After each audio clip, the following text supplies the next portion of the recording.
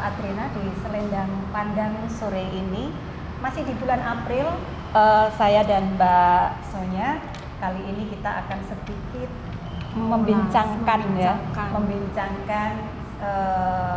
sosok Kartini, karena semua tahu bahwa bulan April itu kita peringati sebagai Hari Kartini. Ini memang sedikit berbeda dengan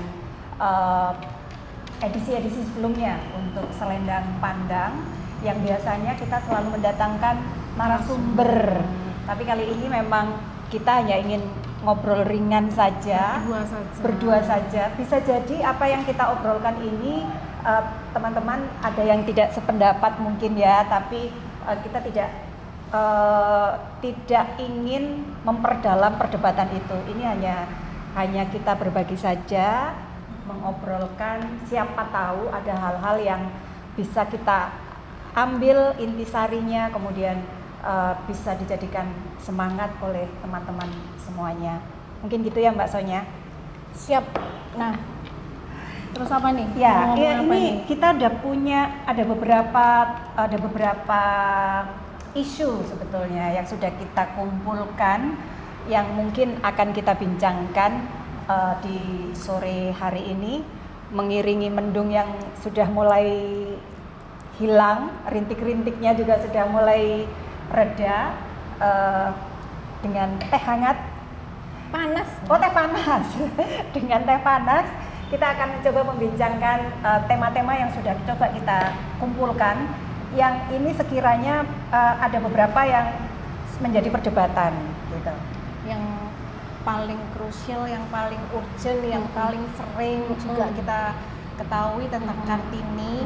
Mungkin topik itu nggak pernah lekang oleh waktu, bahkan sampai sekarang itu masih menjadi sebuah isu ya buat perempuan-perempuan. Hampir semua perempuan dengan isu ini tuh takut gitu loh. Apalagi yang sudah menikah, nah pasti karena isu ini adalah yang berkaitan dengan perempuan yang sudah menikah. Apa itu? Nah, poligami. Bagaimana kita bicara tentang Kartini, kita tahu bagaimana Kartini itu pada akhirnya, saya yakin teman-teman Adrena, teman-teman yang menonton itu juga sudah tahu lah kisah Kartini seperti apa gitu ya. Jadi bagaimana perjuangan Kartini dan lain-lain, terutama yang untuk ngomong soal poligami ini, kita tahu bagaimana dia ada penolakan dan segala macam. Tapi pada akhirnya dia kan menyetujui tentang poligami itu. Pada akhirnya itu dia menyetujui. Nah, ini kayaknya yang harus kita bahas gitu. Kenapa gitu? Kenapa kok Kartini ini akhirnya menyetujui loh, seorang Kartini gitu loh. Siapa sih yang nggak tahu kisahnya Kartini, perjuangan Kartini yang luar biasa sebagai seorang perempuan itu. Kok akhirnya menyetujui? Nah, itu gimana kira-kira? Mungkin kita bisa membahas itu gitu kali ya. Ya apa menurutmu piye? Yang salah satu isu yang banyak diperbincangkan ya, karena bagaimanapun kalau kita ngomong tentang Kartini, pasti ada semangat bahwa ini emansipasi perempuan ya, wanita pertama untuk pada masa itu yang coba diangkat gitu. Nah, tetapi kemudian kita tidak bisa menafikan juga ada fakta bahwa Kartini ini bersedia menjadi istri keempat atau poligami gitu. Nah, apakah di sini itu artinya, apakah benar kalau misalnya kita melihat fakta yang seperti itu, apakah bisa kita simpulkan bahwa Kartini itu sebetulnya menyetujui poligami, atau sebetulnya itu hanya sebuah strateginya dia ya, yang mungkin ada hal-hal di balik itu yang ingin dia raih. Jadi apakah bisa kita simpulkan bahwa oh ya, kalau misalnya mungkin dia ingin meraih sesuatu yang lebih besar mungkin, atau ya apa kira-kira ya? Nah, kalau aku menurutku kalau dia dibilang dia menyetujui, ya harusnya kita lihat dulu ya sebelumnya, konteksnya, prosesnya sampai dia akhirnya itu kan banyak sekali sebab gitu ya, kenapa dia akhirnya menyetujui. Artinya bahwa ya konteks itu betul banget. toh pada akhirnya ketika dia menyetujui, ketika dia oke mau menikah dengan Bupati Rembang itu ya, itu kan ada beberapa syarat. Iya kan? Syarat yang ditujukan, yang diajukan kepada bapaknya. Salah satunya syaratnya adalah dia ingin mendirikan sekolah perempuan. Ya makanya kan? itu tujuan yang lebih besar mungkin ya dari pasti ini. Tujuan, dia mengorbankan dirinya. Ya. Berarti kan dia mengorbankan dirinya, nggak apa-apa sudah. Meskipun di awal dia nangisnya luar biasa, aku nggak mau gitu kan, karena dia menjadi istri keempat. Nah tapi dia mengorbankan dirinya dengan akhirnya menyetujui poligami itu. Lalu syarat yang berikutnya kalau tidak salah dia tidak mau menggunakan ritual Jawa untuk prosesinya ketika menikah gitu ya. Dia tidak mau menggunakan itu karena kita tahu semua bahwa prosesi Jawa itu kan semuanya adalah simbol dan penuh dengan makna. Di mana perempuan pastinya adalah ketertundukan terhadap laki-laki. Simbol bahwa perempuan itu harus melayani gitu ya. Yang dominan adalah laki-laki kan, melayani, membasuh kakinya gitu kan ya. Nah, kamu dulu gitu nggak? Itu bahasan lain. Tapi ini Kartini gitu loh. Jadi dia berani banget untuk mempunyai sikap itu. Itu luar biasa. Makanya akhirnya dia mau. Dan pada akhirnya kita bahas sekalian ketika beliaunya Kartini ini akhirnya menyetujui dilalah kan suaminya juga ternyata masih oke dan bersedia untuk menyetujui persyaratannya itu gitu kan. Iya, dan dengar-dengar juga itu suaminya menikahi Kartini itu juga mungkin nggak ada hubungannya dengan pendapatnya Kartini ya, tapi salah satu yang istri ketiganya atau itu jadi pemuja gitu ya, jadi mengidolakan sosok Kartini ini sehingga kemudian menyarankan suaminya untuk kemudian menikah dengan Kartini. Dan akhirnya kan punya anak ya kan. Nah, kepingin bahwa ya ketika sudah melahirkan dan Kartini wafat, anaknya ini kepingin banget diasuh oleh istri ketiga itu. Seperti itu. Dia memang mengidolakan Kartini gitu kan. Ya gitu ya, kayaknya memang itu mungkin strateginya Kartini ya. Betul. Nah tapi untuk pada konteks perempuan zaman sekarang ya terus nggak bisa kayak gitu juga ya. Kartini saja mau poligami, maksud aku nggak mau, ya jangan dulu. Kita lihat makanya dari awal kita bilang konteksnya seperti apa. Tetap saja poligami adalah sebuah problematik yang luar biasa sampai sekarang ya kan. Nggak ada perempuan yang mau dipoligami, nggak mungkin ada.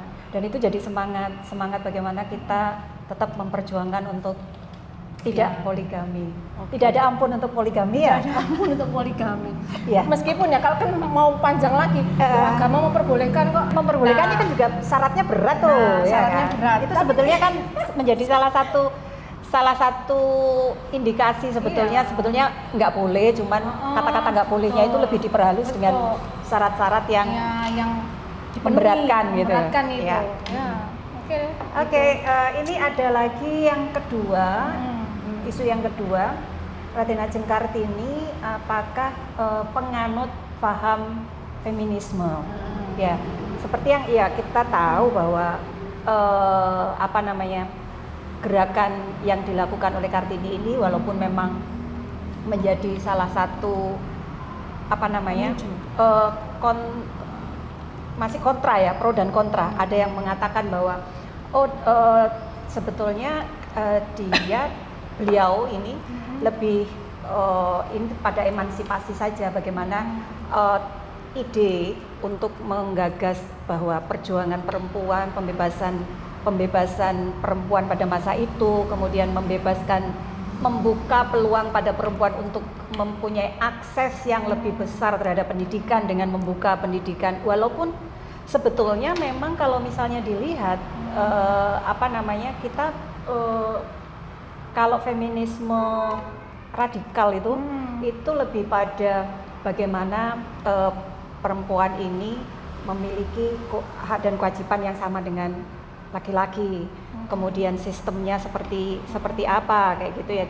Tapi entah itu paham feminisme liberal ataupun radikal, tetapi itu pun juga masih menjadi pro dan kontra karena ada beberapa yang mengatakan bahwa tidak cukup dikatakan bahwa Kartini ini penganut feminisme karena yaitu tadi ada masih menyetujui walaupun dia sebetulnya di awal-awal walaupun itu kayak menggunakan strategi, tapi ada beberapa orang yang sama sekali menolak gitu. Jadi kalau dia masih mau melakukan poligami, dipoligami artinya ya sebetulnya dia bukan feminis kayak gitu.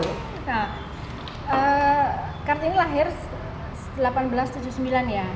Nah, 1879 itu kalau kita lihat dalam sejarah feminisme itu sebenarnya dia masuk dalam era feminisme liberal. Ya kan? Nah, memang terkenal banget Kartini ini adalah sebetulnya masuk dalam paham feminis liberal itu karena memang masih memperjuangkan tentang hak dan kedudukan perempuan ya kan, antara laki-laki dan perempuan. Pada masa itu kan kita tahu banget bagaimana posisi perempuan sangat di bawah laki-laki, sangat terpinggirkan. Apalagi ini konteksnya adalah perempuan Jawa, di mana itu adalah perempuan Jawa itu luar biasa yang namanya hierarki struktur hierarki di dalam keluarga misalnya. Anak perempuan, anak laki-laki pasti berbeda perlakuannya. Nah, terus perempuan pasti tidak boleh keluar dibanding laki-laki. Itu terjadi pada Kartini sendiri kan sebetulnya. Bahwa dia seharusnya dia berlanjut setelah sekolah rakyat itu ya, setelah lulus kan harusnya dia ke Belanda sekolah keterima, sepertinya dia keterima kalau tidak salah, tetapi kan itu tidak diperbolehkan karena dia harus dipingit, ya kan. Sementara kakak-kakaknya sekolah yang Kartono itu ya itu sekolah semua ke Belanda. Nah, ini apa artinya? Kan itu adalah ada ketimpangan, ada ketidakadilan gitu. Kartini sadar banget gitu bahwa kenapa sih perempuan kok diperlakukan seperti ini? Di surat-suratnya juga surat-suratnya semuanya Betul. Nah, Kartini kan tahu bahwa ini ada ketidakberesan, ketidakadilan itu kan ketika dia sudah membaca buku-bukunya teman-temannya Belanda itu kan ya. Itu kenapa ini yang benar kok beda banget ya kenyataan yang ada di Belanda dan kenyataan masyarakat terutama perempuan yang ada di sini kok beda banget. Nah, dari situ kan dia berjuang ya kan. Dari situ kan dia bagaimana caranya untuk supaya laki-laki dan perempuan itu bisa setara. Kalau dibilang Kartini feminis ya pastilah dia pasti feminis ya. Meskipun itu tergantung juga. Jadi makanya masih banyak juga dan itu sampai sekarang tidak ada hentinya gitu. Tetapi terlepas dari pro dan kontra itu, kita mesti harus mengakui ya apa yang dilakukan pada masa itu, walaupun misalnya masih banyak juga yang mengatakan itu mereka yang dilakukan kan masih pada tataran ide. Tapi tapi menurutku itu sudah sangat luar biasa pada masa itu loh ya, pada masa itu di mana masih sangat sedikit perempuan dan kemudian dia tidak hanya ingin untuk dirinya, tapi dia juga melakukan untuk kaum perempuan-perempuan yang lain. Jadi walaupun masih belum keseluruhan yang bisa dia lakukan karena keterbatasan juga mungkin ya, dan juga Kartini juga mati muda ya. Jadi tapi dari sekian umurnya yang relatif pendek, dia sudah melakukan banyak hal dan itu sudah menurutku sudah sangat luar biasa. Kalau kita lihat juga kan dia sebetulnya tertindasnya berlapis loh. Pertama dia tertindas sebagai perempuan pasti, jadi secara adat dan sistem pastinya. Yang kedua dia tertindas secara sistem feodal kan, pada waktu itu kan sistem feodal, sehingga bagaimanapun hierarki feodalismenya masih kentara banget. Yang berikutnya kolonialisme, jadi dia terjajah dalam banyak hal dan nggak ada, maksud saya sangat luar biasa ketika seorang perempuan yang mampu memperjuangkan dan sadar. Yang nomor satu kan dia sadar akan ada persoalan pada perempuan pada masa itu gitu. Nah, dan itu tidak banyak perempuan yang melakukan juga, walaupun juga ada banyak juga yang melakukan hal yang sama ya. Tetapi kita tidak bisa juga menganggap apa yang dilakukan oleh Kartini ini adalah hal biasa gitu, bukan tidak seperti itu. Menurutku aku masih kagum banget loh Iya. Ketika itu terlihat banget karena ya curhatannya dia di dalam surat-suratnya ke temannya yang bernama Stella, itu siapa Abandonan itu kan juga ya dia mencurhatkan ini kok kayak begini, banyak sekali persoalannya itu yang dia sangat resah lah ya dengan posisi itu. Itu sih perasaanku ya. Pastilah feminis dia. Nah, terus sebagai akibat, nah pada waktu zamannya Kartini ini kan dia politik etis ya, ada pada masanya politik etis, politik balas budi.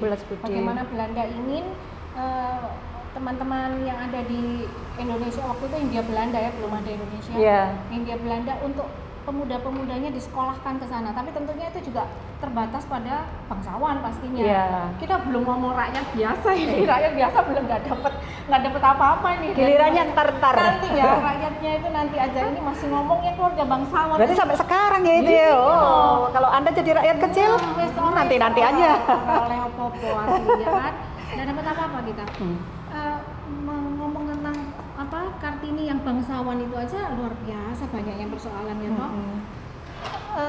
Karena ini masuk dalam politik etis ya, politik etis itu kan politik balas budi itu, sehingga banyak sekali pemuda-pemuda Indonesia, dalam hal ini Hindia Belanda, yang disekolahkan ke Belanda. Tentunya itu kan pasti ada saringan laki ya kan. Biasanya laki-laki lah ya yang berangkat. Yang berangkat adalah ya laki-laki. Kartini enggak, ya kan? Kartini jelas tidak diperbolehkan dan itu problem banget. Kakak-kakaknya yang ke sana. Maka Kartini bagaimana caranya supaya semakin terlihat jarak ya, semakin terlihat adanya ketidakadilan itu. Maka Kartini bagaimana caranya supaya perempuan-perempuan ini juga mengenyam pendidikan itu. Nah, mungkin kamu ada sharing atau apa tentang bagaimana Kartini itu? Memang pada masa itu sangat sedikit ya perempuan yang bisa mengenyam pendidikan. Biasanya kalau misalnya ada pun itu adalah perempuan-perempuan dari kelas bangsawan gitu. Nah, yang tadi dibilang bahwa kalau ya rakyat kecil ya nggak mungkin lah bisa sekolah gitu.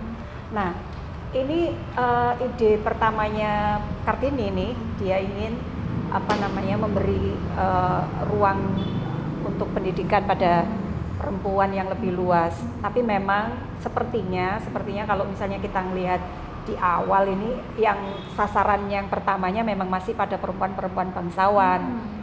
Alasannya mungkin bisa jadi para perempuan bangsawan ini punya keleluasaan untuk dia lebih banyak berkiprah kayak gitu loh. Jadi mungkin ya, jadi diharapkan harapannya itu kayak kalau misalnya ini mendirikan sekolah ini nanti dia akan beranak pinak gitu. Jadi kayak sistemnya nanti perempuan yang dididik di situ dia akan jadi bikin sekolah lagi sehingga kemudian lambat laun itu akan mencapai perempuan-perempuan keseluruhan.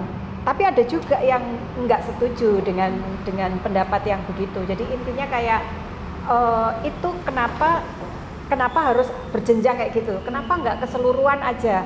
Kenapa enggak, kan kalau misalnya pada masa itu kalau ngomong tentang ketertindasan, justru perempuan-perempuan dari yang bukan bangsawan ini itu makin banyak. Yang bangsawan aja, yang perempuan yang tadi seperti Mbak Sonia bilang bahwa dia memiliki ketertindasan berlapis, apalagi ini untuk rakyat biasa gitu ya, perempuan-perempuan biasa. Nah itu yang menjadi banyak yang dipertanyakan juga ya untuk beberapa orang yang kemudian kontra terhadap apa yang dilakukan oleh Kartini ini, mempertanyakan juga kenapa sekolahnya itu tidak menyentuh langsung pada perempuan biasa, kenapa masih hanya pada perempuan bangsawan aja. Ya itu sih sosok Kartini ini memang untuk saat ini, coba kan kita lihat ya, ini di luar pendidikan ya, tentang sifat dan sikapnya Kartini ya. Itu sebetulnya ada salah persepsi, salah apa ya istilahnya, salah kaprah atau salah persepsi ya. Kartini itu ternyata kan orangnya nggak sing lemah lembut gitu, enggak loh. Dia itu ternyata kan lincah banget orangnya, pengennya juga tertawanya yang ngakak luar biasa. Kadang juga dia lari ke sana kemari, bukan perempuan yang lembek, lemah gitu. Itu sebenarnya ya dan itu juga meluruhkan stigma yang selama ini kayak misalnya perempuan harus kalau tertawa harus lembut, nggak boleh buka mulut lebar-lebar. Nah, dia nyamuk nanti masuk kelebaran nyamuk. Nah, sebenarnya juga ada kaitannya dengan kebaya. Nah, kebaya yang kita pakai nih, kadang itu kan ini adalah kadang menyampaikan bahwa simbol ini kan biasanya kebaya itu kan nggak ada yang jarang yang kedodoran ya untuk Jawa ya. Memang banyak macam kebaya, ada yang memang gombior gitu panjang, atau yang ngapret istilahnya awake dhewe. Nah, Kartini kan juga biasanya kebayanya kan juga presiden itu kan simbol gitu ya, simbol bahwa ya perempuan kamu kayak dikekang gitu loh. Nah, itu sebetulnya ada yang menolak gitu untuk memakai pakaian kebaya itu. Ini untuk yang masa modern ya. Nah, sebetulnya kan itu apa ya istilahnya ya, kebaya ini sebetulnya tidak harus digunakan sebagai simbolnya saja. Itu kalau misalnya Kartini tahu gitu ya bahwa peringatan Hari Kartini jadinya kemudian kebaya, itu kan malah nangis ya. Bukan esensi apa yang diperjuangkannya, tapi lebih pada atribut yang melekat. Padahal kan masalah ya, kebaya nggak masalah. Iya. Aku juga senang kebaya kan kita. Tapi kan lebih pada nilai ini ya, nilai kulturalnya. Jadi kalau misalnya memang pada masa itu ya perempuan Hindia Belanda banyak menggunakan kebaya. Itu adalah memang pakaian nasional, akhirnya kan dinobatkan sebagai pakaian nasional. Dan ketika sekarang ini kita menggunakan ini bukan dalam rangka April dan Hari Kartini juga, karena memang yang jadi tema Selendang Pandang ini selalu berkebaya. Ya. Karena itu memang ya sebagai kultural kita ya, kultural kita. Identitas kita lah, identitas kita sebagai perempuan Indonesia. Saya senang aja. Dan maksud saya itu bahwa jangan dianggap bahwa ketika orang berkebaya itu terus feminin gitu loh, kan nggak harus ya kan. Jadi kita tuh kalau kita lihat selama ini ya sifat sikapnya penampilan si Kartini ini dianggap feminin gitu loh. Itu yang aku kadang enggak, Kartini itu enggak kayak gitu. Justru Kartini itu pemberani. Kalau kita ngomong soal sikap, sifat itu sifatnya kan pemberani gitu ya. Penampilan juga dia seringnya juga ketawa, kebahak begitu. Terus nah itu kan maskulin gitu loh. Enggak yang lemah lembut, bukan perempuan yang lemah lembut, yang penurut. Nomor satu juga dia pemberontak ya kan. Pemberontak sesuatu yang dia tidak menyukai, dianggap itu tidak adil, dia pemberontak. Dan pada masa itu sesuatu yang dia lakukan itu sudah luar biasa loh. Maksudnya gini, berani menyuarakan apa yang di dalam pikirannya. Jadi itu salah satu wujud pemberontakan dia terhadap sistem yang ada di sekitar dia ya. Dan itu baik dari keluarga. Dan itu menurutku tidak semua, bahkan sampai sekarang ya, tidak semua perempuan berani untuk mengeluarkan pendapatnya. Itu yang disayangkan. Kenapa seharusnya kalau misalnya mau mengambil nilai-nilai yang diajarkan, nggak usah lah perdebatkan kontroversi pro dan kontranya. Ambil aja salah satu yang misalnya bagaimana perempuan berani mengeluarkan pendapatnya gitu. Jadi nggak usah takut salah, nggak usah takut dicap sebagai kamu nggak normal, kamu ketawamu lo ngakak. Apapun itu yang ada di dalam dirinya, dia seharusnya kan berani untuk menunjukkan identitas itu. Ada lagi Kartini yang menarik itu, ternyata bagaimana dia itu kritis banget orangnya, ya kan?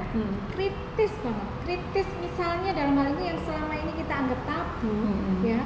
Persoalan apa coba? Agama. Loh, dia mempertanyakan loh itu tentang Islam pada waktu itu. Dia mempertanyakan tentang Islam, bagaimana Islam itu, ini gimana sih aku disuruh ngaji tapi aku nggak tahu artinya. Gimana sih aku kok disuruh, aku cuma baca Arab loh, aku nggak tahu artinya loh. Aneh sih kita disuruh beragama, tapi nggak tahu artinya apa ini kan gitu. Dan pada akhirnya kan ketemu sama kiainya yang terakhir itu, saya lupa namanya siapa kiainya itu, yang akhirnya dia menerjemahkan pakai bahasa Jawa loh. Itu Kartini saja. Itu seperti kritik terhadap pendidikan juga ya. Kalau misalnya kita balikkan ke masa yang sekarang gitu, bagaimana kita terkadang itu kayak dikotak-kotakan gitu. Jadi sebetulnya pemahaman itu kan jauh yang lebih penting ya. Jadi bagaimana kemudian ya, walaupun misalnya di awal bisa jadi ya udahlah nggak apa-apa kamu belum ngerti, tapi tidak cukup berhenti sampai di situ gitu. Jadi ketika misalnya yang pertama yang dilakukan, aku nggak ngomong tentang agama ya, ini ngomong tentang balik lagi ke pendidikan ya, ke pendidikan, bahwa apa namanya, misalnya bisa membaca saja itu pada taraf pertama gitu. Jadi kamu harus misalnya yang bisa dilakukan adalah kemampuan untuk membaca dulu. Nah, baru kemudian ketika itu tidak berhenti sampai kamu mengerti atau bisa membaca, tetapi memahami apa bacaannya. Nah, itu yang sering terabaikan gitu. Makanya kemudian sampai pada taraf di titik ini masih banyak orang yang kemudian dibilang ini literasinya sangat kurang gitu ya. Bahkan kapan hari itu yang di penelitian PISA kan juga bahwa Indonesia masih di tingkat yang sangat rendah, nomor 5 dari bawah kayak gitu. Itu menunjukkan bagaimana kemudian sistem pendidikan kita itu masih utamanya untuk yang literasi ya, terkait kaitannya dengan itu tadi, masih sekedar kamu bisa aja. Jadi ketika sudah lancar membaca dianggap sebagai sesuatu yang ya sudah bisa membaca, padahal belum tentu, karena dia itu tadi nggak paham, pemaknaannya belum dapat. Ini padahal sama-sama bahasa Indonesia. Kalau yang dialami Kartini sendiri itu kan memang ya bahasa lain ya, jadi wajar kalau misalnya membacanya aja sulit, apalagi kemudian bisa memaknainya. Apalagi zaman sekarang. Iya. Membaca headline aja dikira udah selesai. Iya, sudah membaca seluruh isi. Padahal headline doang. Dikira udah oke, judulnya. Sekarang sebaiknya berarti para wartawan jurnalis itu mending judulnya nggak usah panjang-panjang, biar penasaran bahwa makanya kan biar baca hoax kan akhirnya kena hoax itu kan. Iya. Namanya jurnalis kan pengennya yang eye catching ya, betul, judulnya. Iya. Ternyata keliru dalamnya apa. Kadang provokatif, judulnya provokatif sekali, nggak sesuai sama dalamnya. Itu membaca itu. Dan lebih parah kalau misalnya cuman baca judulnya aja nggak mau ini padahal. Nah ya itu, wes terlihat sudah menguasai semua. Baik headline itu. Oke, ya. Terakhir ini. Marina, cepet nak. Nanti kita bisa tanduk ya kalau. Terus. Oke, apakah ini ide-ide Kartini itu di masa sekarang itu masih relevan? Kalau kita lihat kan masanya memang jaraknya kan lama ya. Nah, ini juga banyak yang mempertanyakan nih, kira-kira kalau misalnya pada masa sekarang ini ide-ide yang kemarin diperjuangkan oleh Kartini yang menjadi kegelisahan Kartini itu apakah juga masih relevan di masa sekarang? Ya kalau ngomong soal relevan ya pasti masih relevan, ya, meskipun yang ya. Beda adalah masalah kadarnya, mungkin ya konteksnya, kadarnya. Ya pastilah 1800 ya kan, 1800 sekian sampai wafatnya 1904 kalau nggak salah ya. Lupa aku tahunnya. 1904. Nah sekarang 2024 udah berapa tahun? Tetap relevan lah ngomong soal feminisme kan, pasti ngomong tentang gerak pendidikan, ya kan? Tentang perempuan, isu-isu itu sampai sekarang. Bahkan sampai sekarang pun namanya hak perempuan itu juga masih masih banyak kesenjangan hak laki-laki dan perempuan. Iya, nah feminisme kan ada perkembangannya, gerakan feminisme perkembangannya banyak banget, sudah luar biasa, mulai dari liberalisme, radikal, marxisme, sampai ke posmo, sosialis, ya kan. Bahkan ada ekofeminis, nah, itu artinya masih ada, dan itu kan sebenarnya adalah perkembangan dari gerakan perempuan yang digaungkan sama Kartini. Iya. Dan kalau misalnya kita lihat juga ini kalau apa namanya ditarik ke situasi yang sekarang ini, kayak tadi yang dibilang, oh banyak anak sekarang ini yang cuman melihat membaca itu malas, jadi kayak headline aja yang dibaca kayak seolah-olah sudah memahami keseluruhan isi. Nah itu juga menjadi salah satu, kalau misalnya kita melihat ini juga keprihatinannya Kartini juga pada masa itu, bagaimana kemudian memang pada masa itu adalah sekolah itu didirikan untuk pembebasan pada perempuan gitu. Jadi bagaimana kemudian perempuan bisa berpikiran yang lebih luas gitu. Nah, kalau kita tarik yang sekarang, karena pada masa sekarang ini semua informasi itu kan semua sudah sangat terbuka ya, sudah dengan terbuka. Jadi bahkan overload. Nah itu, kalau misalnya betul-betul kita mengambil apa yang dilakukan oleh Kartini ini, jadi bisa jadi membaca itu adalah menjadi salah satu hal utama. Nah, gitu. itu yang maksudku adalah membaca yang betul-betul membaca ya. Maksudnya pesan atau keteladanan yang harus kita ambil dari Kartini itu sebetulnya adalah, maksudku closing statement nih saja nih itu soalnya adalah membaca dan menulis. Nah itu menurutku keteladanan yang untuk yang kita ambil dari Kartini, membaca dan menulis. Kayaknya memang itu yang susah banget dilakukan oleh masyarakat Indonesia, tidak hanya perempuan, laki-laki pun juga gitu kan. Saya sendiri juga masih harus bagaimana caranya untuk terus membaca dan belajar untuk menulis gitu. Kalau Ana sendiri kan luar biasa, sudah menghasilkan berapa buku gitu kan ya. Nah kebetulan makanya itu yang harus ditularkan kepada teman-teman yang lain ini, karena perjuangan Kartini sendiri ada dan akan tetap hidup, bahkan kita pelajari sampai sekarang juga hasil tulisan dia. Betul. Meskipun hanya curhat, gitu kan? Dia hanya curhat, nulis curhat ke temennya, dan dilalah itu sampai sekarang terpublish seperti itu. Iya. Bahkan ada yang bilang tulisan itu adalah prasasti hidup. Nah, jadi selama sudah ada sudah tulisan itu, jadi kita sudah nggak ada pun masih dibaca semisal. Jadi akan hidup terus gitu, kayak gitu. Ya. Nah ya itu ya Nayo. Jadi memang ya karena kamu sebagai penulis, ini luar biasa ini. Aku juga ya meskipun itu loh yang ingin aku pengen sebarkan ke teman-teman juga. Gimana cara gitu kan ya, hasrat menulis. Ya apa caranya? Sebetulnya tidak hanya membaca, tapi harus menulis. Paling gitu. Semuanya itu bisa, cuman waktu aja yang belum. Dan kemauan mungkin, kesadaran itu juga yang penting. Iya. Iya kan? Nah, namamu itu Api Kartini loh. Itu kok bisa sih kamu menggunakan nama Api Kartini? Oh luar biasa. Nah itu artinya kan kamu ada sesuatu nih dengan Kartini sendiri ya kan? Itu Api Kartini bukan nama sebenarnya kan? Namamu kan Anna Damayanti siapa bla bla. Nah tapi kamu menggunakan nama keren itu di sosmedmu itu Api Kartini. Gimana? Kok bisa ya? Iya. Sebetulnya kalau Api Kartini itu sendiri memiliki dua makna ya yang ku ambil gitu. Jadi yang pertama memang ya seperti letter api Kartini, menjaga semangat Kartini itu untuk tetap ada. Jadi esensi atau ide-ide Kartini yang kemudian bisa kita ambil ya akan selamanya kita lakukan.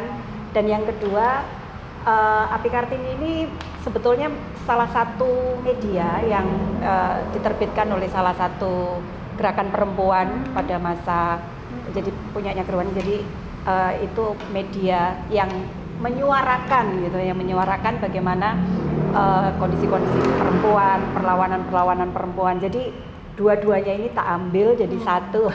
Harapannya terlalu besar kayak gitu. Apa? Memang kita tuh harus punya harapan yang besar. Iya.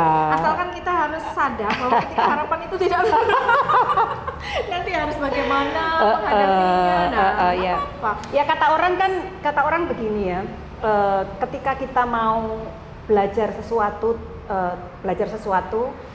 maka kemudian itu karena kita mau mengambil dan belajar sesuatu dari luar kita, maka kita akan bisa menilai diri kita itu pada titik yang mana. Yes, mantap. Keren. Aku terus pakai nama apa ya? Lagi mikir nih ya. Makanya nanti mikir. Iya nggak apa-apa itu berarti memang intinya lebih ke harapan itu tadi loh. Dan artinya kan kamu punya mimpi, gagasan, ide ya kan masuk di dalam api Kartini itu tadi. Iya. Makanya tulisanmu juga keren-keren Zena. Terima kasih. Jangan lelah untuk membaca. Oke ya. Baik teman-teman, demikian perbincangan saya dan Mbak Sonya di sore hari ini di sudut kota Surabaya. Yang dari pagi sampai sore tadi kebetulan hujan terus gitu ya. Semoga perbincangan ini menghangatkan. Kita tidak ada kesimpulan, dan kalau misalnya memang masih banyak pro dan kontra tentang apa yang dilakukan Kartini, nggak apa-apa juga, tapi yang terpenting adalah kita bisa mengambil ya apa yang ide-ide ya dari gerakan Kartini itu sendiri. Gagasan, ide-idenya itu menginspirasi kita sebagai perempuan untuk menjadi Kartini yang sekarang. Iya. Gitu. Dan jangan biarkan dirimu terbelenggu oleh sesuatu yang namanya tradisi. Terima kasih sudah melihat kami berdua. Semoga tidak bosan dengan kami di Selendang Pandang, yang selalu ada cerita. Adrena selalu ada cerita. Terima kasih.